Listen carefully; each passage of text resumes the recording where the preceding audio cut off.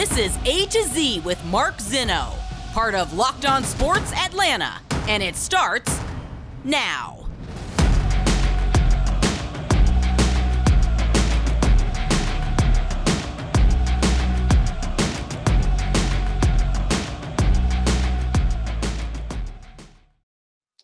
Good afternoon. Welcome to A to Z here on Locked On Sports Atlanta, where today I tell you it's good to be on top. Welcome in.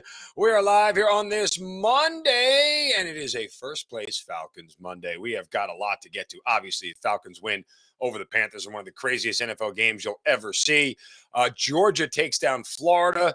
The ever-changing college football landscape. Shuffles of Wisdom. Plus, I'm going to predict the college football playoff rankings that will come out tomorrow, or at least give you my version of what they will be. Now, a lot to do today. Again, follow us on Twitter at LockedOnATL. I'm at Mark Zinno, MarkZinno. Don't forget, subscribe to the YouTube channel. Give a thumbs up to all the content there. We're on Roku TV as well. Download that Roku TV app on your Amazon Fire Stick or however you get Roku TV. Check out all of Locked On Sports Atlanta. Okay. Falcons get a win. It was fun. It was exciting. It was crazy. It was gut-wrenching. It was, heart-racing. It was all those things. At the end of the day, no one's going to apologize for getting a win, and no one's going to apologize for being 4-4 at this point, and no one should apologize for the fact that they're in first place. Nobody should. Take it for what it is. Leave it there. That's fine. And we're not going to sit here today, and we're not going to underscore any of the things that I just said, because what did I said all season long? Take a 30,000-foot view. 30,000-foot view says at 4-4, this is freaking amazing. 30,000-foot view says take the wins where you can get them. Doesn't matter how you get them. That's great, right? First place, take it how you can get it. No, none of that is all in the 30,000-foot view. All that looks amazing, and I want it to stay there. But, and there always is a but, folks. You kind of got to dissect a little bit of this. What we saw yesterday and look at, in reality, what this team is and what it isn't. Now, I went into this whole previous week leading up to this game trying to explain to everybody who was screaming about Marcus Mariota throwing the football and trying to explain to everybody that, anytime this team passes, you're going to get a lot more net negative than positive. That's just going to happen. Well, it manifested itself on the second damn play of the game. I mean, Mariota drops back, incomplete to Pitts. Mariota drops back, intercepted. That's why you don't throw with Mariota. It's going to happen. He threw another interception in overtime. Again, when you drop back to pass with Marcus Mariota, oh, by the way, the Falcons ran 6 total plays in their first 2 drives. They were sacked twice and picked off once. That's a 50% clip, folks. That shows up over the course of the game more often than not. This is a running team. It needs to stay a running team because that's how they keep themselves out of trouble.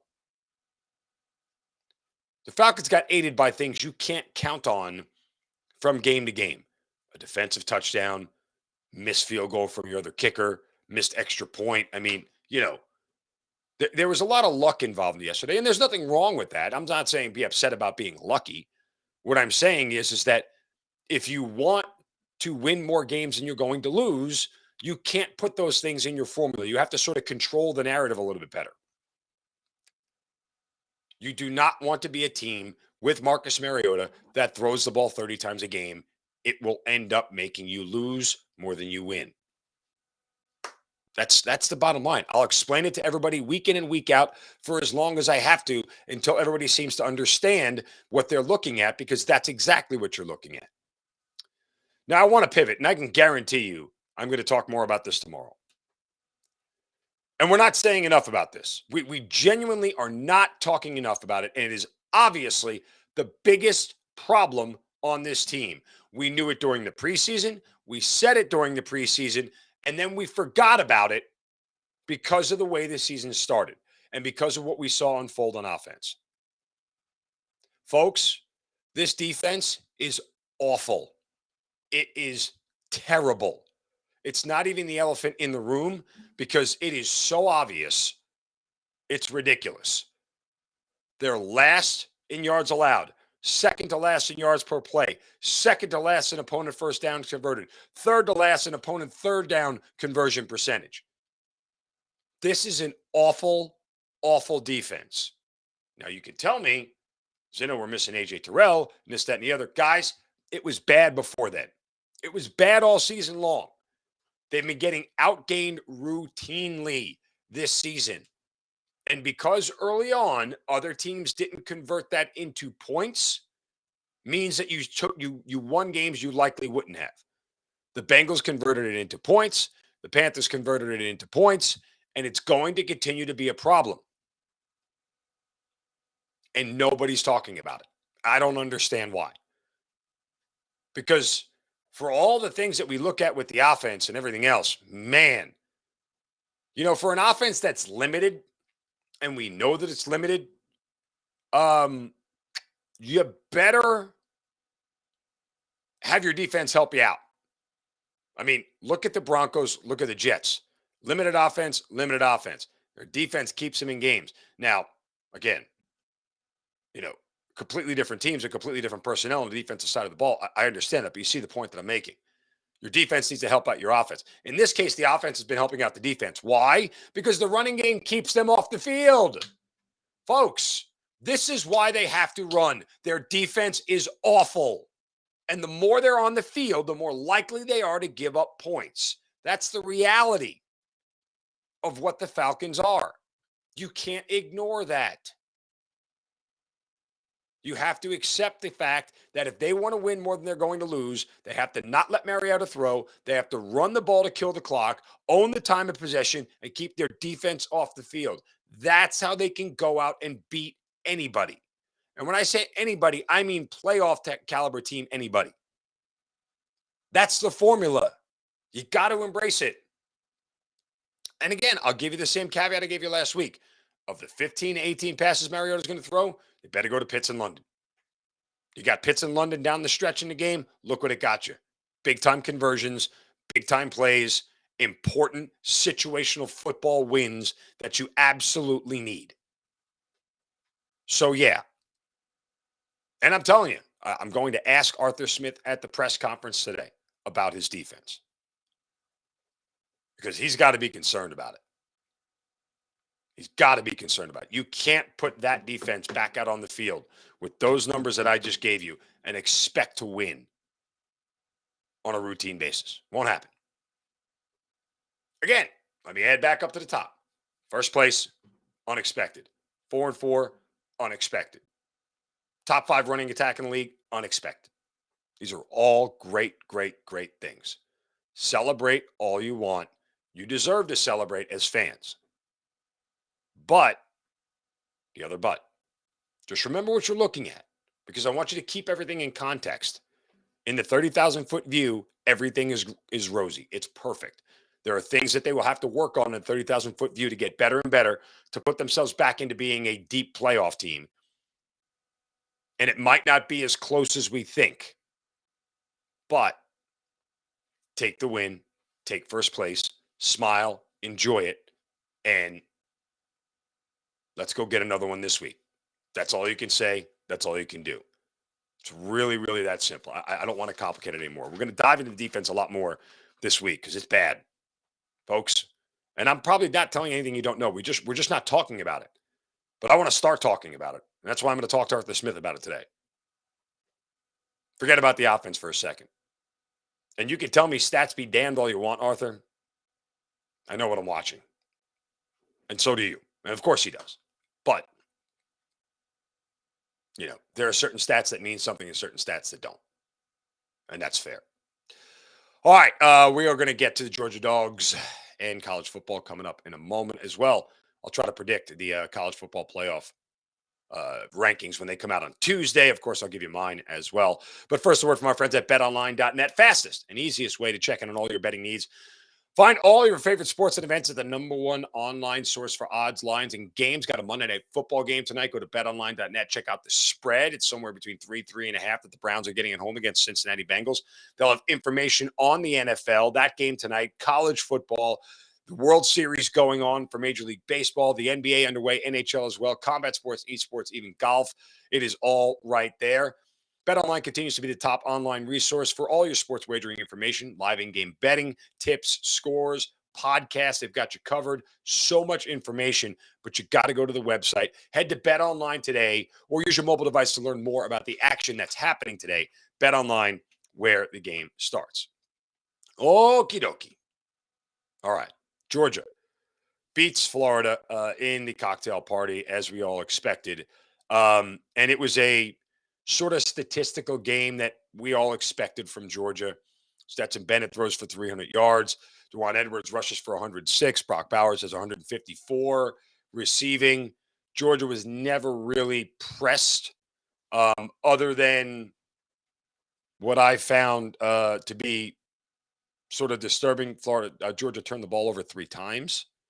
And Florida scored 17 unanswered points in the third quarter of the game. And it was sort of, and part of the reason they scored 17 unanswered points because Georgia fumbled and then Stetson Bennett threw another pick. I mean, I'll say what I've always said. The only team that can beat Georgia is Georgia. Now, all that said, you turn the ball over 3 times in this game against Tennessee, you're losing. Write it down, folks. Georgia better play a mistake-free game, because if it's one thing that we know, and I backed Kentucky this week, thought they would cover the number, it wasn't close. Why? Kentucky made mistakes, and Tennessee made them pay for every single one of them. This is not an offense that you've really seen before. This is a different offense than Bama. It's different than what we thought. Again, Kentucky had 3 turnovers in the game against Tennessee. You know what Tennessee did right afterwards? Turned every single one of them into points. It's going to happen. It's going to happen. So, this is a Tennessee offense that is going to give Georgia all they can handle and more. And if Georgia makes mistakes, they are going to get pounded. It is not going to be an easy victory by any stretch of the imagination. This may be, outside of the national championship games, given what was at stake in those. This is probably the biggest game of the Kirby Smart era. I don't think that is an understatement in any size, way, shape, or form. I mean, this is a top 5 offense in the country by every metric, with a Heisman Trophy candidate on it. Yeah, it's kind of like playing Alabama again, but still, this just feels different. And maybe because it's Tennessee and it's not Alabama and it's orange and it's not crimson, that we're or at least I'm looking at it a little bit differently. But Georgia cannot make mistakes in this game. They can't go 17 unanswered. They won't catch up. You cannot get in a game with Tennessee where you trade score for score. You're going to be on the wrong side of it. Georgia can't allow that game to unfold. Because if Tennessee can move the ball with that kind of ease on Georgia's defense at any point in the game, they can do it when it matters in the game. I mean, they're going to have to get after Hendon Hooker, make life uncomfortable for him, and absolutely figure out how to force them to punt. Because that's the real challenge, right? They're going to have to get stops. And if I do anything, I go back and look at the tape of Florida, Tennessee, that game that was in Neyland Stadium, 38-33 final. That's where this game needs to be. You can't let Tennessee get to 40. And I know what I keep hearing about Georgia's offense and everything statistically and where they are. They haven't had to play keep up with anybody. Your offense is different when you play with a lead.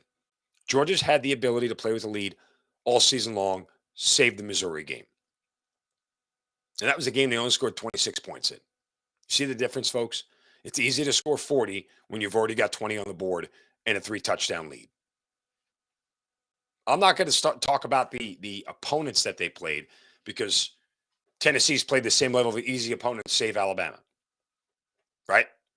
So it's not about the opponents they played. It's about this offense has never had to be challenged yet this year to score other than in the fourth quarter against Missouri. Now they executed.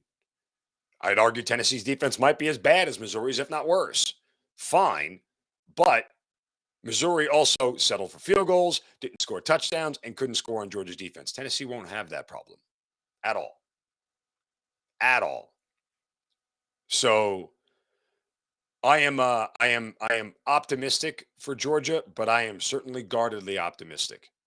And this may very much be a game where styles will make fights, right? I would tell you that if Georgia can dictate the tempo and the pace, they will be able to control the outcome of the game. If they play Tennessee's game, they're dead in the water. Do not get in a score for score matchup with this team. You'll lose. That's just, it's simply a fact of the matter. If you don't think that, you haven't been watching a lot of Tennessee football this year. And trust me, I know Georgia fans don't watch a lot of other teams. I have concrete proof of that. So, and I'll explain that in Shovels of Wisdom coming up in a minute. But it was a very very interesting Saturday to say the least. We got some really sort of it was kind of chalky from a standpoint of all the teams that were higher ranked. One, nobody really got upset per se, except for Syracuse. They don't count. They shouldn't be ranked anymore anyway. And Wake Forest finally cracks the top 10 and then loses a road game to Louisville. So we saw the Ohio State Penn State game. Um, and obviously the ranked matchup, Tennessee and Kentucky, but all the higher seeds won there. So nobody really, got upset this week. But we're going into a week of college football that's going to be very, very exciting. And of course, we'll get to the college football playoff rankings as well. But first, want to remind you guys before we get to our Shovels of Wisdom that Locked On Falcons, it's an amazing show. Aaron Freeman does a great job. I want to thank you guys for making Locked On Falcons your first listen every single day. For your next listen, check out the Locked On Sports Today podcast, the biggest stories of the day, plus instant reactions, big game recaps, and the take of the day. It's available on the Odyssey app and wherever you get your podcasts, as well on the YouTube channel. So check that out. All right. We are going to talk some more college football here, figure out the college football playoff rankings. But first, it's time for a Shovel of Wisdom. Brace yourselves, because it's time for the Shovel of Wisdom.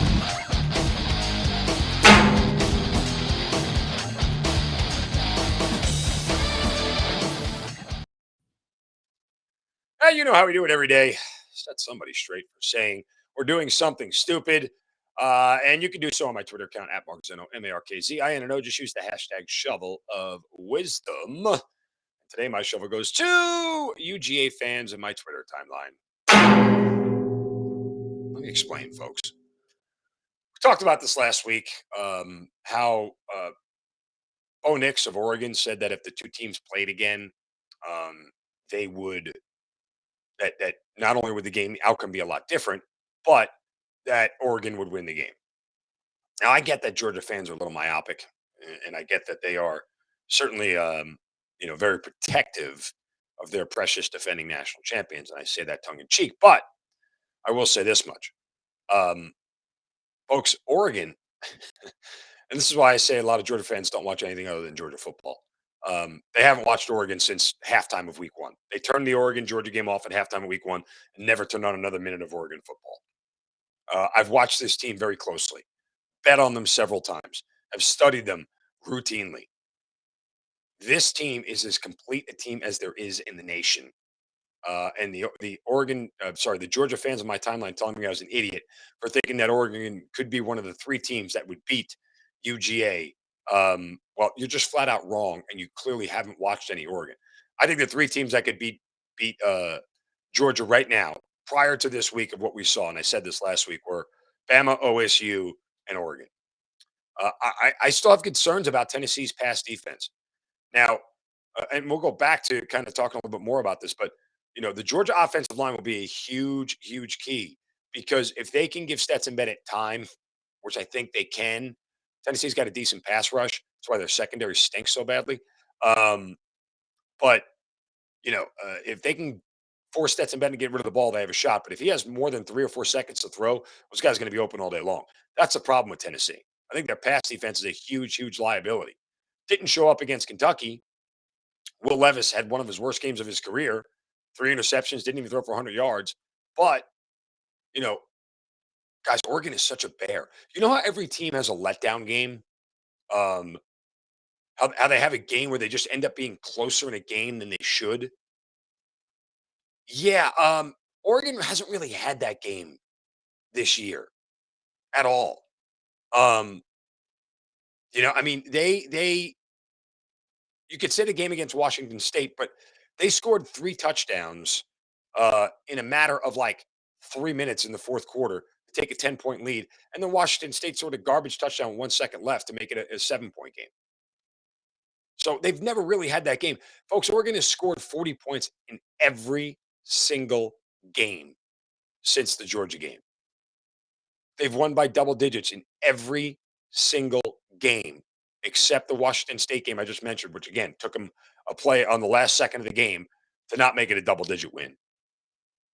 This team is really good. It is really, really good. And it is scary, I think, how underrated they really are. And I say all that as we transition into the 4 teams in the college football playoff. Who would I put in? Georgia, Ohio State, Tennessee, and yes, Oregon. Oregon over undefeated TCU, Oregon over undefeated Clemson. Yes, absolutely. That team is, as when you're talking about to me, the 4 best teams in college football, that's them. It's a tough argument to leave TCU out of it.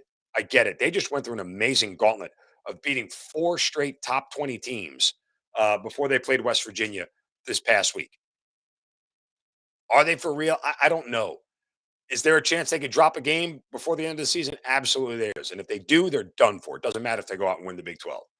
If they drop a game, they're out. No one's putting TCU in this thing. Now, what I think is going to happen when the rankings come out tomorrow is I think you're going to have, and I'll go backwards, I think you're probably going to have TCU at 4.